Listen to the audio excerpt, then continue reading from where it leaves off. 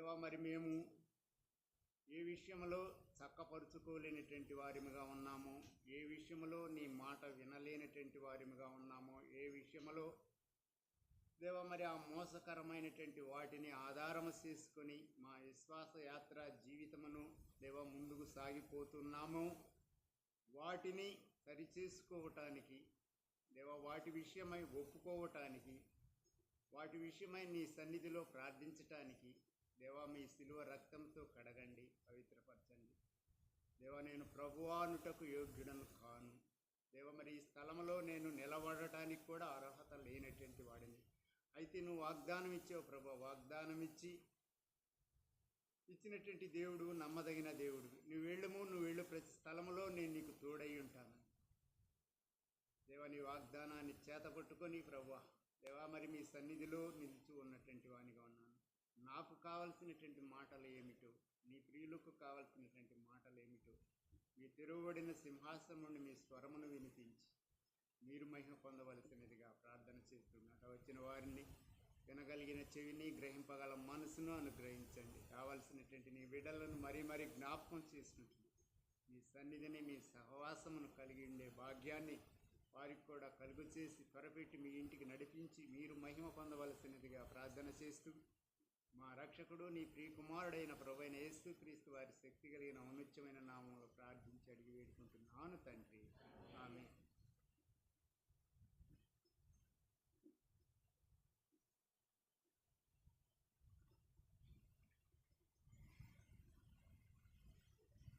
నేను చదువుతున్నాను, ఆలకించండి. యెహోవా యొద్ద నుండి ఇర్మీయాకు ప్రత్యక్షమైన వాక్కు. 2వ వచనం. నీవు యెహోవా మందిర ద్వారమున నిలువబడి ఈ మాట అచ్చటనే ప్రకటింపుము. యెహోవాకు నమస్కారము చేయుటకై ఈ ద్వారములో పడి ప్రవేశించు యోధావారులారా యెహోవా మాట వినుడి. మొట్టమొదటిదిగా 3 మాటలు చెబుతాయి ఈ 5 వచనాల్లో. 3 మాటలు. మొట్టమొదటి మాట యెహోవా మాట వినాలి. రెండవదిగా చూడండి, నేను చదువుతున్నాను, 3వ వచనం. సైన్యములకు అధిపతియగు ఇశ్రాయేలు యొక్క దేవుడగు యెహోవా ఎలాగూ సెలవిచ్చుతున్నాడు, నేను ఈ స్థలమున మిమ్మును నివసింపజేయునట్లు మీ మార్గములను మీ క్రియలను దిద్దుకొనుడి. మనము ఈ స్థలములో నివసించేదాని కొరకై, మనము ఈ దినము కొరకై నివసించేదాని కొరకై. ఇది 2వ మాట. 3వ మాటను చూద్దారండి, 4వ వచనం. ఈ స్థలము యెహోవా ఆలయము, ఈ స్థలము యెహోవా ఆలయము, ఈ స్థలము యెహోవా ఆలయమని ఈ స్థలము యెహోవా ఆలయము, ఈ స్థలము యెహోవా ఆలయముని మీరు చెప్పుకొనుచున్నారే, ఈ మోసకరమైనటువంటి మాటలు ఆధారము చేసుకొనకుడి. ఇది ఒక మాట. చివరిగా 5వ వచనంలో, అలాగుననే మీ మార్గములను మీ క్రియలను మీరు యథార్థముగా చక్కబరుచుకొని ప్రతివాడు తన పొరుగువాని ఎడల తప్పక న్యాయము జరిగించి. మనము ఈ స్థలములో నివసించవలసినటువంటి కారణం, మనము ఈ స్థలములో నివసించటానికి దేవుడు అవకాశం ఇచ్చినటువంటి వాడుగా ఉన్నాడు. ఆయన తన ప్రాణమును మన కొరకు ధారపోసినటువంటి వాడుగా ఉన్నాడు. ఏలీ ఏలీ లబా సబాప్తా అని బిగ్గరగా కేక వేసి, తండ్రి నా ఆత్మను నీ చేతికి అప్పగిస్తూ ఉన్నాను. ఆయన మన కొరకై తన ప్రాణమును అప్పగించినటువంటి వాడుగా ఉన్నాడు. అప్పగించుట ద్వారా మనము ఈ స్థలములో నివసించటానికి మనకి ప్రవేశము, అవకాశము, అనగా ఆయన ఉచితమైనటువంటి రక్షణ. ఆయన ఉచితముగా నా అంతటా నేనే నా ప్రాణమును పెట్టుచూ ఉన్నాను. ఎవడనూ దాన్ని తీసుకొనుటకు అర్హత లేదు. నా అంతటా నేనే దానిని పెట్టుచూ ఉన్నాను. ఆయన ప్రాణం పెట్టాడు, ఆయన రక్తం కార్చాడు, ఆయన చనిపోయాడు, తిరిగి లేచినటువంటి వాడు అయ్యాడు మనమలను ఈ స్థలములో నివసింపజేసేదాని కొరకు. అది మన మాట ఈ రాత్రికాల సమయంలో. అయితే ఈ స్థలములో నివసించినటువంటి మనము నివసించటానికి అర్హత కల్పించినటువంటి ఆ దేవుడు మాట్లాడుతూ ఉన్నటువంటి వాడుగా ఉన్నాడు. రండి, నేను చదువుతున్నాను. మొదటిదిగా 2వ వచనం, నీవు యెహోవా మందిర ద్వారమున నిలువబడి ఈ మాట అచ్చటనే ప్రకటించుము. యెహోవాకు నమస్కారము చేయుటకై ఈ ద్వారమున బడి ప్రవేశించి యోధావారులారా యెహోవా మాట వినుడి. ఎవరి మాట? దేవుని మాట. యెహోవా మాట వినుడి. సహజంగా మనం ఎవరి మాటలు వింటాం? ప్రశ్న వేసుకుందాం, సమాధానం మనకే దొరికేదిగా ఉంటుంది. మనం ఎవరి మాటలు ఎవరము వింటున్నాం? యెహోవా మాట వినుడి. ఈ స్థలంలో మనము నివసించటానికి మనకు అర్హతను కలుగు చేసినటువంటి వాడుగా ఉన్నాడు. ఆ కలుగు చేసినటువంటి దేవుని మాటను వినేవారిమిగా, దేవుని మాటనుకు లోబడేవారిమిగా మన విశ్వాస యాత్రా జీవితాలు. అందుకే రోమీయులకు రాసిన పత్రిక 12:3 అంటాడు, ఒక్కొక్కనికి విభజించి ఇచ్చిన విశ్వాస పరిమాణం. ఒక్కొక్కనికి, చూడండి, అందరికీ అనలా, ఒక్కొక్కనికి విభజించి ఇచ్చిన విశ్వాస పరిమాణం. ఆ విశ్వాస పరిమాణంలో లోతు, ఎత్తు, వెడల్పుని గ్రహించే వారిమిగా మన విశ్వాస యాత్రా జీవితంలో మనం ఎలా ఎదుగుతూ ఉన్నాము. ఇది నేను సింహటూరుపాలెంలో చెప్పే బల్ల వర్తమానం. అది ప్రకటన గ్రంథం 8వ అధ్యాయం. అవి చదవండి ఆ మాట. ప్రకటన గ్రంథం 19వ అధ్యాయం 8వ వచనం.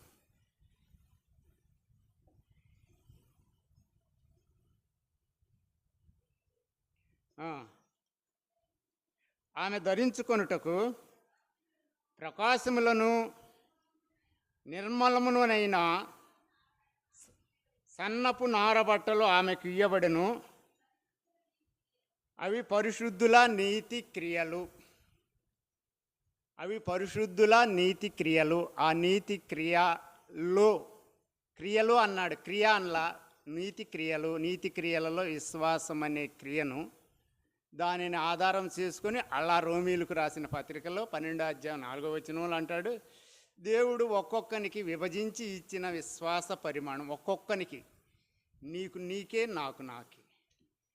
ఇది అక్కడ బల్ల వర్తమానం. సరే, అటు కాదు, కానీ ఇప్పుడు సందర్భం మనకి ఇక్కడ అంటున్నాడు, యెహోవా మాట వినుడి. ఎవరు వినాలి? 2వ వచనం చదవండి అమ్మ, మొదటి కాడి నుంచి. ఇర్మియా గ్రంథం 7వ అధ్యాయం 2వ వచనం. నీవు యెహోవా మందిర ద్వారమున నిలువబడి ఈ మాట అచ్చటనే ప్రకటింపుము. యెహోవాకు, ఇక్కడ నుంచి గమనించండి, యెహోవాకు నమస్కారము చేయుటకై ఈ ద్వారములో బడి ప్రవేశించు యోధావారులారా. చాలండి. ఎవరు? యోధావారులారా. యోధా అంటే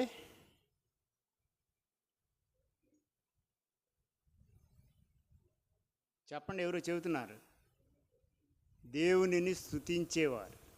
అమ్మగారు అందగదా, నాకు కుమారుని దయచేసాడు కనుక ఈసారి నేను స్తుతించేదను, యెహోవాని స్తుతించేదను.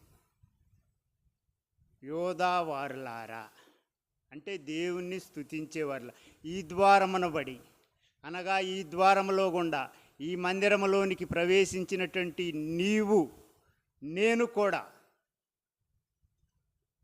దేవుని యొక్క మాటను మొట్టమొదటిదిగా ఈ స్థలములో నేను మిమ్మును నివసింపజేయునట్లు ఈ స్థలంలో నివసింపజేస్తూ ఉన్నాడు. ఈ స్థలమే కాదు, పరసంబంధమైనటువంటి ఆ పరలోక రాజ్యానికి కూడా ప్రవేశం కలుగు చేస్తున్నాడు. అదే మొన్న ఒంగోలులో చెప్పారు, పునాదు గల పట్టణమును. ఆ పునాదులు గల పట్టణంలోనికి ప్రవేశం కలుగు చేయాలంటే అర్హతలు సంపాదించుకోవాలి. నెమిలి గారు చెప్పాడు. సరే, మీరు కూడా కొంతమంది వచ్చారు, విన్నారు. ఇక్కడ మనల్ని ఈ స్థలములో నివసింపజేసేదాని కొరకు ఆయన తన ప్రాణమును పెట్టినటువంటి వాడుగా ఉన్నాడని చూసుకున్నాం. అయితే ఆయన ప్రాణము పెట్టుట ద్వారా, ఆయన మనల్ని రక్షించుట ద్వారా, ఆయన మన కొరకు చనిపోవుట ద్వారా, ఆయన మనలా మన కొరకు రానయ్యున్నటువంటి వాడుగా ఉన్నాడు కనుక ఈ స్థలములో మనము ఎలాగా ఈ మందిరములో, ఈ ద్వారములో గుండా వచ్చినటువంటి వారం, కర్మేలులోనికి చేరినటువంటి వారం, కర్మేలు సహవాసంలోనికి, కర్మేలు ఇంటిలోనికి, కర్మేలు ప్రార్థనా మందిరంలోనికి, కర్మేలు ఎత్తైన ఫలభరితమైనటువంటి క్షేత్రం. ఈ క్షేత్రంలోనికి వచ్చినటువంటి మనము ఆయన మాటను వింటున్నామా? చూద్దాం రండి. 2-3 మాటలు చూసుకొని మనం ముందుకు సాగిపోయే వారిలో ఉందాం.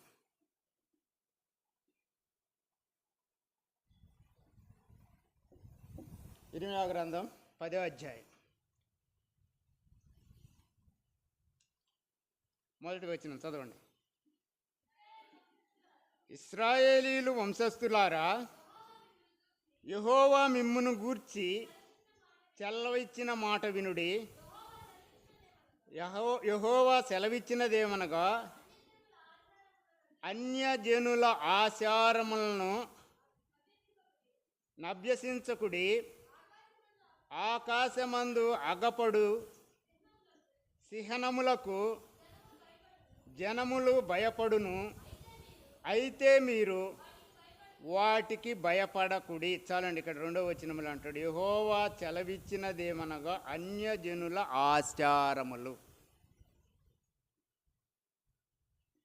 దేవుని గుమ్మములో పడి వస్తూ ఉన్నటువంటి వారు, యోధా వంశానికి చెందినటువంటి వారు, ఇశ్రాయేలీయులుగా మార్చబడినటువంటి వారు ఏమి చేస్తూ ఉన్నారంట?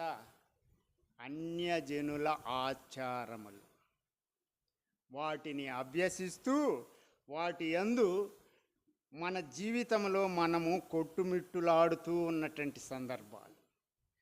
వాటిని అనుసరించకుండా ఉంటే దేవుడు నీకు అంటే 100కి 100 మార్కులు నీకు వేసేవాడుగా ఉన్నటువంటి వాడుగా ఉంటున్నాడు.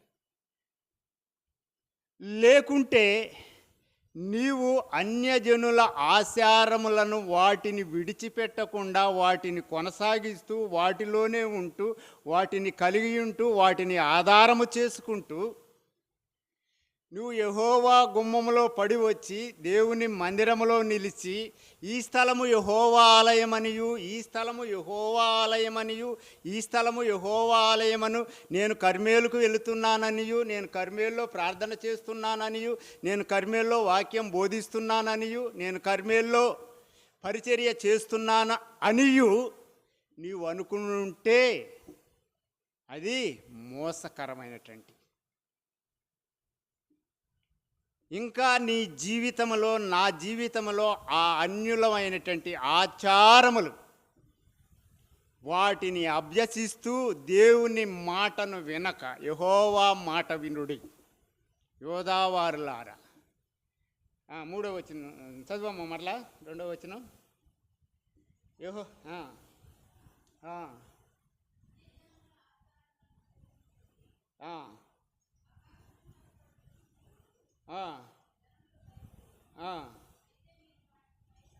మూడవ వచనం. జనముల ఆచారములు వ్యర్థములు, అడవిలో ఒకడు చెట్టు నరుకున్నట్లు అది నరకబడును, అది పనివాడి గొడ్డలితో చేసినది. 4వ వచనం చదువు. వెండి బంగారముల చేత దానిని అలంకరింతురు, అది కదలకయుండునట్లు మేకులు పెట్టి చుత్తెలతో బిగగొట్టి దానిని నిలుపుతారు. 5వ వచనం ఇప్పుడు చదువు. అది తాటి చెట్టు వల్లే తిన్నగా ఉన్నది, అవి పలుకవు నడవనేరవు గనుక వాటిని మోయవలసి వచ్చెను, వాటికి భయపడుకుడి, అవి హాని చేయనేరవు, మేలు చేయుటకు వాటి వలన కాదు. మేలు చేయటానికి ఆ మాట కోసమే అదంతా మనం చదివించుకున్నట్టంటే మీకు గుర్తుండటానికి. యెహోవా మాట వింటే మేలు.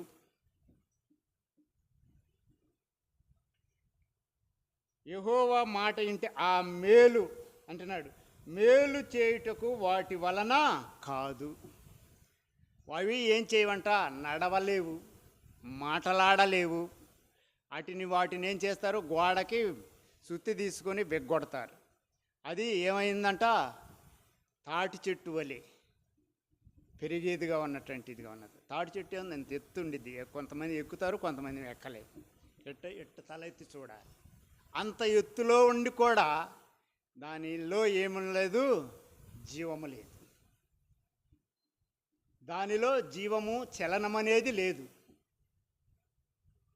అందుకే అన్యజనుల ఆచారములను అభ్యసిస్తూ యెహోవా గుమ్మములోనికి, అనగా దేవుని మందిరములోనికి, కర్మేలులోనికి వచ్చినటువంటి యోధావారులారా అన్నాడు అక్కడ. ఇక్కడ నేను అంటున్నాను, కర్మేలులోకి వచ్చినటువంటి వారులారా, ఇలాంటి స్వభావము కలిగినటువంటి వారముగా ఉండి దేవుని మాటను ఏం చేసినటువంటి వారిగా ఉన్నాము? పెడచెవిని పెట్టినటువంటి వారిగా, దేవుని మాటకు లోబడలేనటువంటి వారమై మేలును అనుభవించలేనటువంటి వారముగా, వారికి మేలు చేయటానికి వీలు లేదు, మేలు చేసే చలనము లేదు. మన జీవితము కూడా అంతే, మన బ్రతుకులు కూడా అలాగే ఉన్నటువంటివిగా ఉన్నాయి. దేవుని మాటకు పెడచెవిని పెట్టినటువంటి వారిగా ఉన్నాం. సరే రండి చూద్దాం. రండి, ఆదికాండం 6వ అధ్యాయం 22వ వచనం.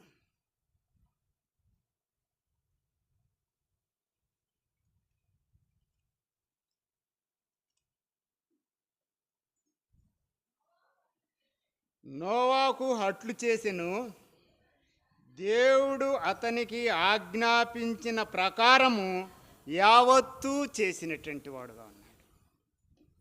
దేవుని మాట వినుము, యోధావారులారా, యెహోవా గుమ్మములో ద్వారములో గుండా ప్రవేశించు వారులారా, యోధావారులారా, యెహోవా మాట వినుడి. యెహోవా మాట వినినటువంటి వ్యక్తి నోవాకు ఏం చేసినటువంటి వాడు? దేవుడు ఆజ్ఞాపించినది, దేవుని మాటను పెడచెవని పెట్టనటువంటి వ్యక్తిగా ఉండి ఆ కలగబోయే బహుమానం, ఆ మేలును అనుభవించినటువంటి వాడుగా ఉన్నాడు, తను తన కుటుంబం. ఈనాడు మన జీవితంలో అలాగున్నామా? నోవాహు వలె దేవుని మాటకు, దేవుని ఆజ్ఞను చిరసావిస్తూ ఉన్నామా? లేక ఎలాగ ఉన్నాం మన యొక్క జీవితంలో? రండి, అదే ఆదికాండం 3వ అధ్యాయం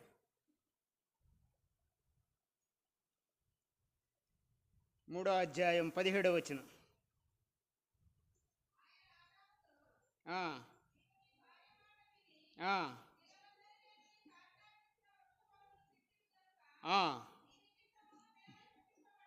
చాలండి.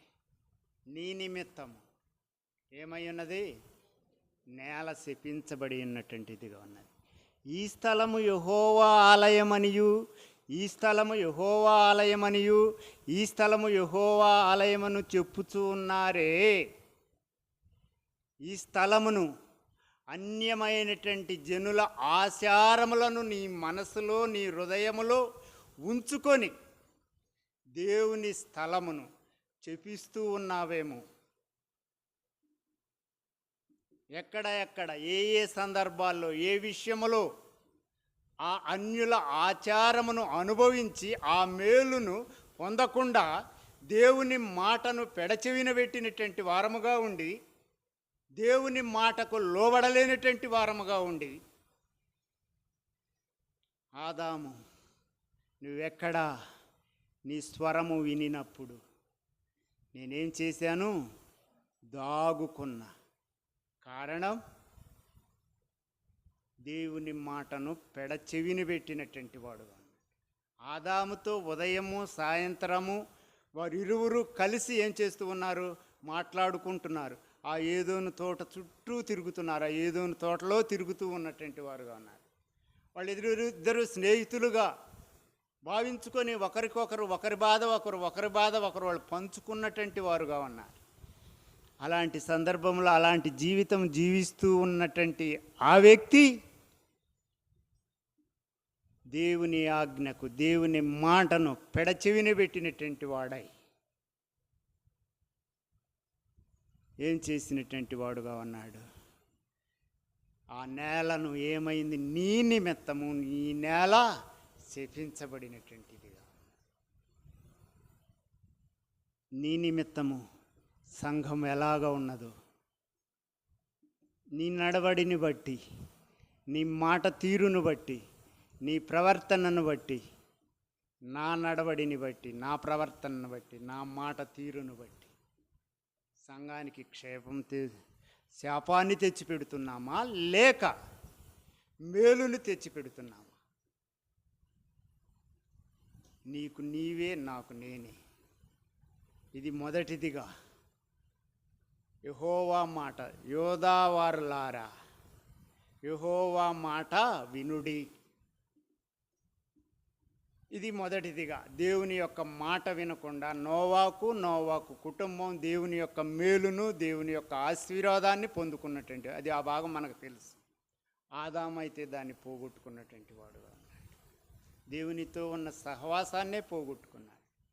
ఆ వేదోనులో నుండే వెళ్ళగొట్టబడినటువంటి వాడు, దానిలోనికి మరలా రాకుండా చుట్టూ ఖడ్గజ్వాలలు నిలిపినటువంటి వాడుగా ఉన్నాడు. అది మొదటిదిగా. రెండవదిగా చూద్దాం రండి.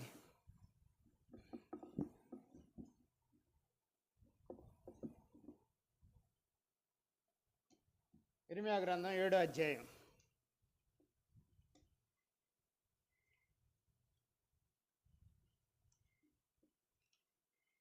3వ వచనం. సైన్యములకు అధిపతియగు ఇశ్రాయేలు యొక్క దేవుడగు యెహోవా ఇలాగు సెలవిచ్చుచూ ఉన్నాడు, నేను ఈ స్థలమున మిమ్మును నివసింపజేయునట్లు. క్షమించమా, 4వ వచనం చదువు. ఈ స్థలము యెహోవా ఆలయము, ఈ స్థలము యెహోవా ఆలయమని మీరు చెప్పుకొనుచున్నారే. ఈ మోసకరమైనటువంటి మాటలు ఆధారము చేసుకొనకుడి. చాలండి. మొదటిదిగా మాట వినాలి, మనవలను ఈ స్థలములో నివసింపజేసేదాని కొరకు. మనం ఈ స్థలములోనికి రావటానికి అర్హతను కల్పించినటువంటి ఆ దేవుని విషయంలో మనం రెండవదిగా దేనిని ఆధారము చేసుకుంటున్నాం? మొదటిదిగా దేవుని యొక్క మాట వినాలి. రెండవదిగా ఇక్కడే అంటున్నారు, ఈ మోసకరమైనటువంటి మాటలను ఆధారము చేసుకొనకుడి. ఈ మోసకరమైనటువంటి మాటలను ఆధారం చేసుకొనకుడి. అందుకనే అదే అధ్యాయం 8వ వచనం చదువమ్మా. ఏమిటి అయ్యి? అబద్ధపు మాటలను మీరు నమ్ముకొనుచున్నారు, అవి మీకు నిష్ప్రయోజనములు. ఇదేమి? మీరు జారా చోరా క్రియలను, నరహత్యను చేయుచు, అబద్ధ సాక్ష్యము పలుకుచు, బయలునకు ధూపము వేయుచు, మీరెరుగని దేవతలను అనుసరించుచున్నారే. అయినను నా నామము పెట్టబడిన ఈ మందిరములోనికి వచ్చి, చాలండి, ఈ మందిరములోనికి వచ్చి, ఏ మందిరము? ఆయన నామము అని పేరు పెట్టబడినటువంటి ఈ మందిరములోనికి వచ్చి నా సన్నిధిని నిలుచుచు విడుదల నొందియున్నామని మీరు చెప్పుదురు. ఈ క్రియలన్నీ జరిగించుటకేనా మీరు విడుదల నొందితిరి?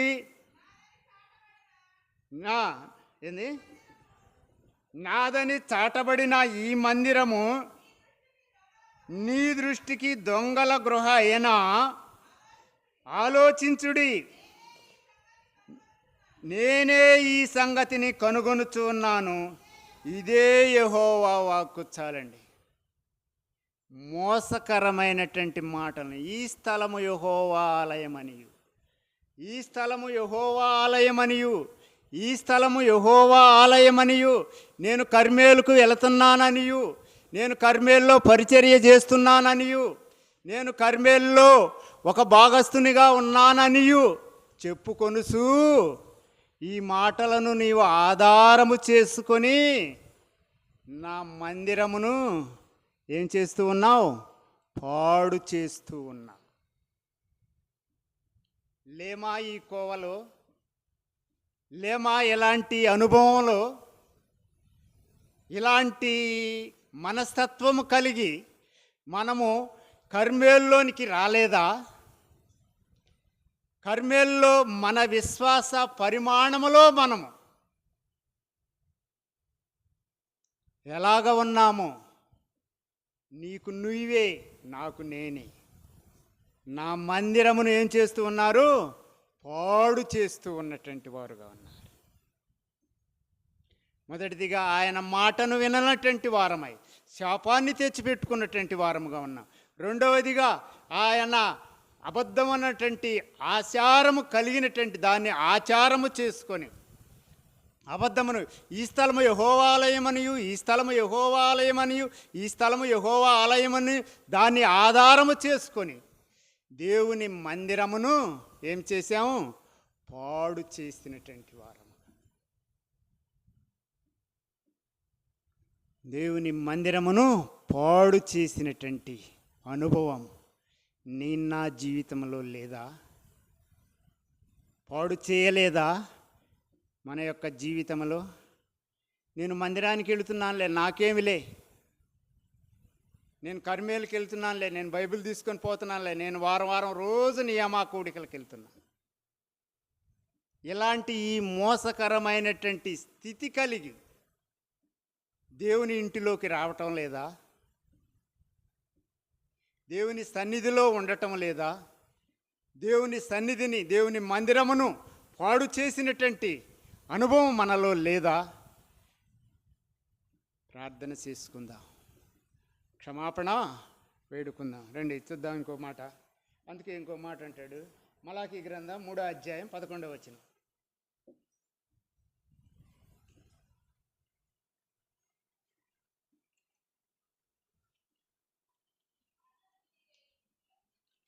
ఏందమ్మా? మలాకీ గ్రంథం 3వ అధ్యాయం 11వ వచనం.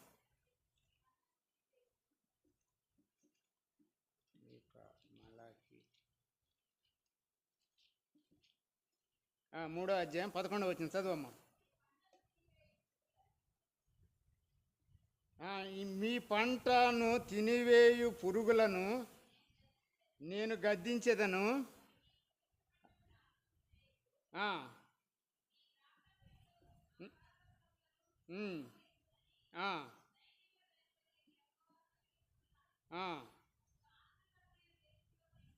అప్పుడు ఆనందకరమైన దేశములో మీరు నివసించుదురు గనుక అన్యజనులందరూ మిమ్మును ధన్యులని సైన్యములకు అధిపతియగు యెహోవా సెలవిచ్చుచున్నాడు. నువ్వు యెహోవా ఆలయమనియు, యెహోవా ఆలయమనియు, యెహోవా ఆలయమనియు దేవుని మందిరంలోనికి వచ్చి నువ్వు మోసకరమైనటువంటి అబద్ధమును ఆధారము చేసుకున్న అప్పటికీ కూడా ఆయన అంటున్నాడు, 11వ వచనం చదువమ్మ మరలా. మీ పంట తినివేయి పురుగును నేను గద్దించెదను, అవి మీ పంటను నాశనము చేయును, మీ ద్రాక్ష చెట్లను అకాల ఫలములను రాల్పకయుండునని సైన్యములకు అధిపతియగు యెహోవా సెలవిచ్చుచున్నాడు. అప్పుడు ఆనందకరమైనటువంటి దేశములో మీరు నివసింతురు గనుక అన్యజనులందరూ మిమ్మును ధన్యులుగా చేసేవాడుగా ఉంటాడు. ఆ మోసకరమైనటువంటి మాటలను ఆధారము చేసుకొని 7వ అధ్యాయం 8, 9, 10 వచనాలు ఇంటికి వెళ్ళినాక మీరు చదువుకోండి. వాటిని ఆధారము చేసుకున్నటువంటి వారముగా ఉన్నాము, నష్టపోయినటువంటి వారముగా ఉన్నాం. అయితే దేవుడు ప్రేమ కలిగినటువంటి వాడు కాక 12వ వచనంలోనికి వచ్చేళ్ళకి ఇక్కడ అంటున్నాడు చూడు, అప్పుడు ఆనందకరమైనటువంటి దేశంలో మీరు నివసింతురు, అన్యజనులందరూ మిమ్మును ధన్యులుగా చేసేవాడుగా ఉంటాడు. అట్టి ధన్యకరమైనటువంటి స్థితిలోనికి దేవుడు మనలను తీసుకొచ్చినటువంటి వాడుగా ఉన్నాడు. అట్టి ధన్యకరమైనటువంటి జీవితమును కలిగినటువంటి వారమై ఆయనతో కూడా ఉండే భాగ్యమును అనుకే అంటున్నాడు, ఈ స్థలమున మిమ్మును నివసింపజేసేదాని కొరకు. ఈ స్థలములో మనల్ని ఆయన నివసింపజేసినటువంటి వాడు, ధన్యులనుగా చేసేదాని కొరకై. మొదటిది మేలును ఆశీర్వాదమును పొందుకునేదాని కొరకై. రెండవది ధన్యకరమైనటువంటి జీవితం. మొదటిది ఆశీర్వాదమును పోగొట్టుకొని శాపాన్ని చూసుకున్నటువంటి వారము. రెండవది ఆ ధన్యకరమైనటువంటి జీవితమును పోగొట్టుకున్నటువంటి వారమై ఆ అబద్ధమును ఆధారము చేసుకున్నటువంటి వారముగా ఉండి దూరమైపోయినటువంటి వారిని ధన్యులుగా చేసేవారు. అటు ఇటు రెండు చూసుకుంటున్నాం, జ్ఞాపకం చేసుకోండి. తర్వాత 3వ మాటను చూద్దాం, సమయం అయినది. 3వ మాటను చూద్దాం రండి. అదే ఇర్మియా గ్రంథం 8వ అధ్యాయం, క్షమించండి 7వ అధ్యాయం 5వ వచనం చదవండి. అలాగనక మీ మార్గములను మీ క్రియలను మీరు యథార్థముగా చక్కబరుచుకొని ప్రతివాడు తన పొరుగువాని ఎడల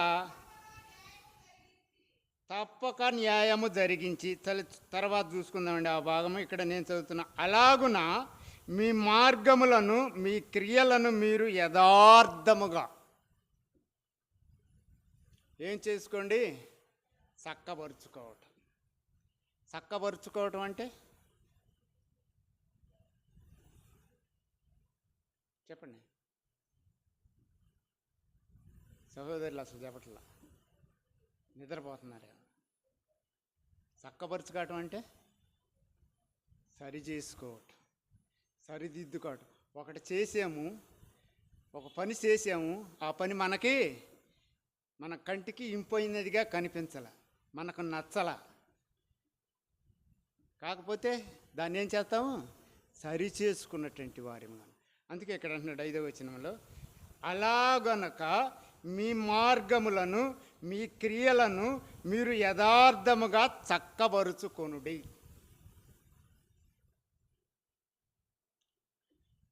పరిశుద్ధ గ్రంథంలో ఒక వ్యక్తి చక్కబరుచుకున్నాడు. ఎవరు చెప్పారు? హిజ్కియా. చదవండి యెషయా గ్రంథం 38వ అధ్యాయం.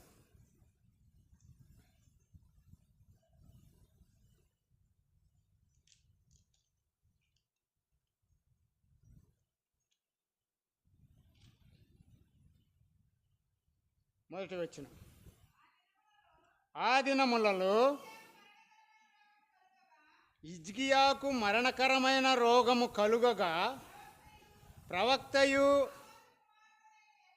ఆమోజు కుమారుడనైన యెషయా అతని యొద్దకు వచ్చి, నీవు మరణమగుచున్నావు, బ్రతుకవు గనుక నీవు నీ ఇల్లు చక్కబెట్టుకొనమని యెహోవా సెలవిచ్చుచున్నాడని చెప్పగా, చాలండి, నీవు నీ ఇల్లు చక్కబెట్టుకోమని యెహోవా సెలవిస్తూ ఉన్నాడు.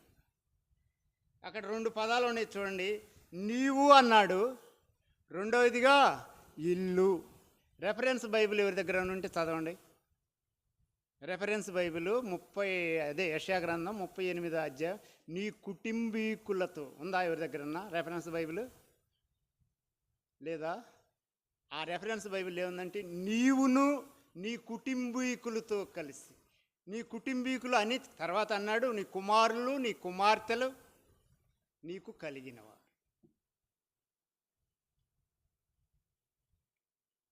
ఇక్కడ నీవు నీ ఇల్లు చక్కబెట్టుకోమని యెహోవా సెలవిచ్చుచూ ఉన్నాడు. ఎవరిని? హిజ్కియాని. యథార్థముగా నీ మార్గములను నీ క్రియలను, మూడవదిగా మన మాట, యథార్థముగా నీవు చక్కబరుచుకో. యథార్థముగా చక్కబరుచుకున్నప్పుడు నేను మిమ్మును ఈ స్థలములో నివసింపజేసేది. ఆయన మన వలన ఈ స్థలములో నివసింపజేయటానికి ఈ రాత్రికాల సమయంలో ఈ ప్రార్థనా కూడికలో ఆయన ఏమంటున్నాడు? నీవును నీ ఇల్లును నీ కుటుంబీకులను నీవేం చేసుకో? చక్కబరుచుకో. యథార్థముగా చక్కబరుచుకో. యథార్థముగా చక్కబరుచుకో. చక్కబరుచుకునే అనుభవం ఉన్నదా? మన ఇంటిని మనం కట్టుకుంటున్నాం. అసలు ఇల్లు అంటే ఏమిటి చెప్పండి.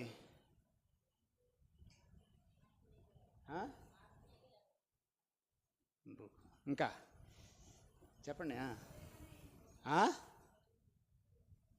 ఇల్లు హెబ్రీయులకు రాసిన పత్రిక చదువు 3వ అధ్యాయం 6వ వచనం. హెబ్రీయులకు రాసిన పత్రిక 3వ అధ్యాయం 6వ వచనం. అయితే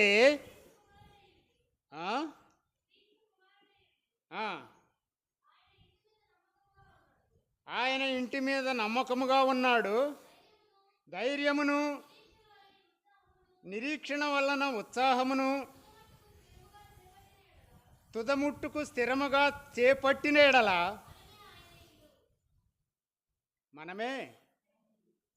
మనమే ఆయన ఇల్లు. ఆయన ఏమన్నాడు?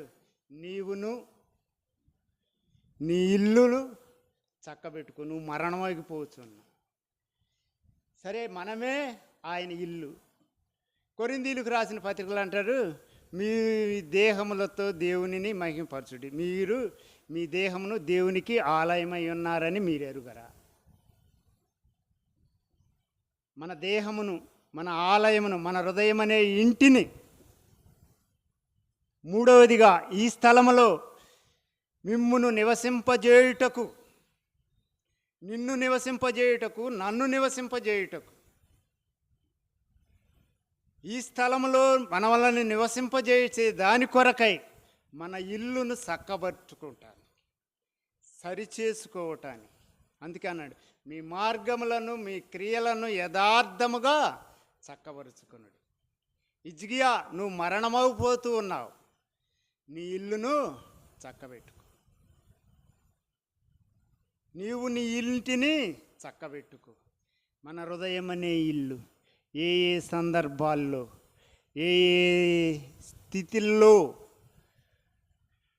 మన నోటి ద్వారా వచ్చినటువంటి మాట కానీ, మనం జీవిస్తూ ఉన్నటువంటి జీవిత విధానము కానీ, మనం మాట్లాడే మాట తీరు, మనం నడుస్తూ ఉన్నటువంటి నడవడి ద్వారా మన దేహము ఆయనకు ఆలయమై ఉన్నది. మనమే ఆయనకు ఇల్లుగా ఉన్నాం.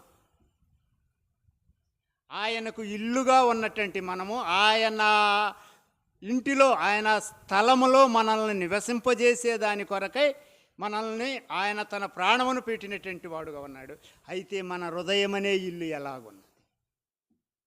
అది నీకు నీకే, నాకు నాకే. ఒకళ్ళని మనం విమర్శించే పని లేదు.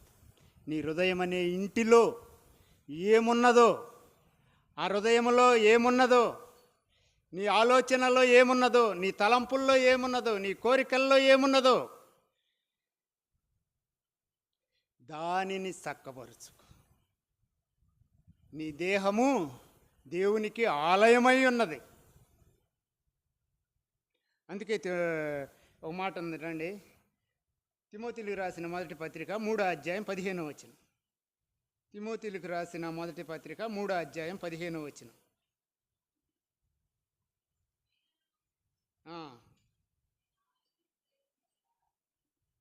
అయినను నేను ఆలస్యము చేసిన యెడల దేవుని మందిరములో అనగా జీవము గల దేవుని సంఘములో జనులు ఎలాగూ ప్రవర్తింపవలెనో అది నీకు తెలియవలెనని ఈ సంగతులను నీకు రాయుచూ ఉన్నాను. జీవము గల దేవుని సంఘములు,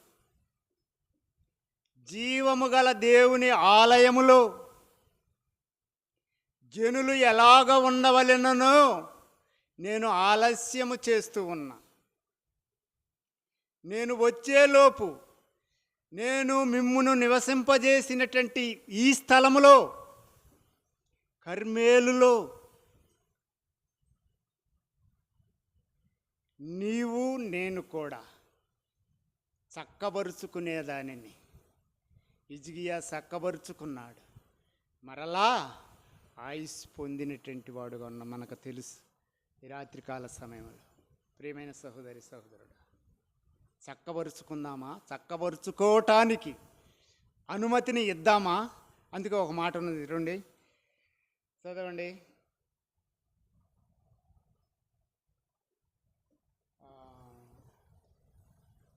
యెషయా గ్రంథం 1వ అధ్యాయం 19వ వచనం. యెషయా గ్రంథం 1వ అధ్యాయం. మీరు సమ్మతించి నా మాట వినిన యెడల ఈ భూమి యొక్క మంచి పదార్థములను ఏం చేస్తారు? అనుభవిస్తారు. సమ్మతి కావాలి. ఏ సమ్మతి? సమ్మతించినటువంటి వారు ఒకళ్ళు ఉన్నారు, చెబుతారా? సమ్మతి కావాలి. చెప్పు. సమ్మతి కావాలి. రూతు తన మనస్సును కుదుర్చుకుంది, సమ్మతి కలిగినటువంటిదిగా ఉన్నది. రూతును గురించే గత నెల నుంచి నేను అక్కడ బైబిల్ వాళ్ళకి బల్లవర్తమానం చెబుతాను. ఇంకా పూర్తి కాల కూర్చునే కాడకు వచ్చాం. ఆమె పొలంలో పరిగ ఏరుకొని కొంచెము చేపే కూర్చున్నది. ఇంకా ఆ మాట దగ్గరకు రాల. సమ్మతి చదువమ్మా మరలా.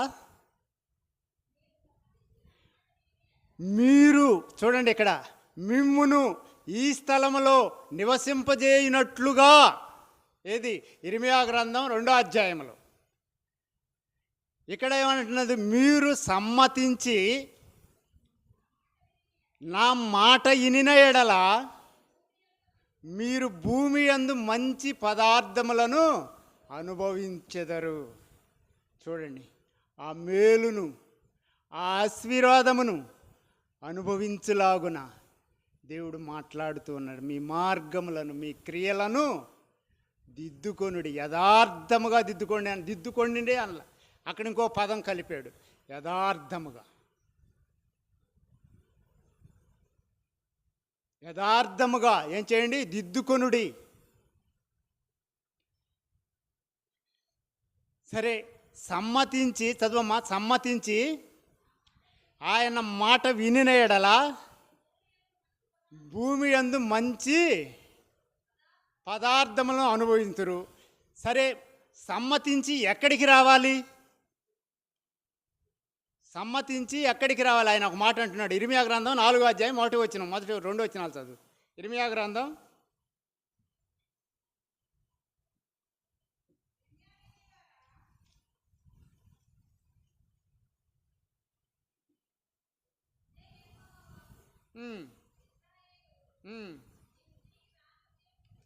ఇశ్రాయేలు, నువ్వు తిరిగి రానుద్దేశించిన యెడల నా యొద్దకే రావలెను.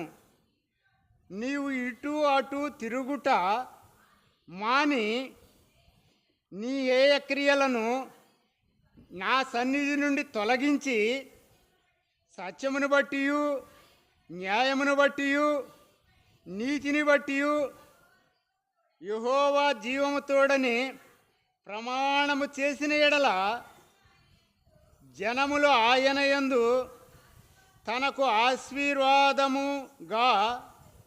ఆశీర్వాదముగా నొందురు. ఆయన యందే అతిశయపడుదురు. చూడండి, ఇశ్రాయేలు, నువ్వు సమ్మతించి నా మాట విని నా యొద్దకు వస్తే నువ్వేం చేస్తానంటున్నాడు? భూమి మీద ఉన్నటువంటి ఫలభరితమైనటువంటి దాన్ని అనుభవిస్తావు ఇక్కడ 2వ వచనములో అంటున్నాడు. చూడండి, సత్యమును బట్టి, నీతిని బట్టి, న్యాయమును బట్టి, నీతిని బట్టి యెహోవా జీవము తోడని ప్రమాణము చేసిన ఎడల జనములు ఆయన యందు తనకు ఆశీర్వాదము కలుగుననుకొందురు. ఆయన యందే అతిశయపడుదురు. ఆయన యొద్ద ఉన్నటువంటి ఆశీర్వాదము నీకు ఇవ్వాలని సమ్మతించి నా యొద్దకు రా. నీ క్రియలను, నీ మార్గములను యథార్థముగాను చక్కబరుచుకొని ఆయన యొద్దకు వస్తే ఆయన సన్నిధిలో ఉన్నటువంటి ఆశీర్వాదమును, ఆ మేలును ఆయన మనకు ఇవ్వటానికి ఇష్టపడుతూ ఉన్నాడు. అయితే దానిని మనం పోగొట్టుకున్నటువంటి వారంగా ఉండి, అబద్ధమును ఆధారము చేసుకున్నటువంటి వారమై, దేవుని మాటను విననటువంటి వారముగా ఉండి, మనము చక్కబరుచుకోలేనటువంటి వారముగా ఉన్నటువంటి వారముగా ఉండి దేవుని యొక్క ఆశీర్వాదాన్ని పోగొట్టుకున్నటువంటి వారిగాను. అందుకే అదే యెషయా గ్రంథం 38వ అధ్యాయం 2వ వచనం చదువమ్మ. యెషయా గ్రంథం 38వ అధ్యాయం 2వ వచనం.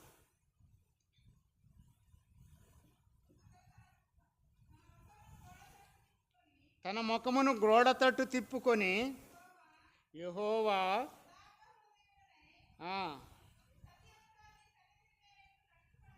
సత్యముతో నేను నీ సన్నిధిని ఎట్లు నడుచుకొంటినో,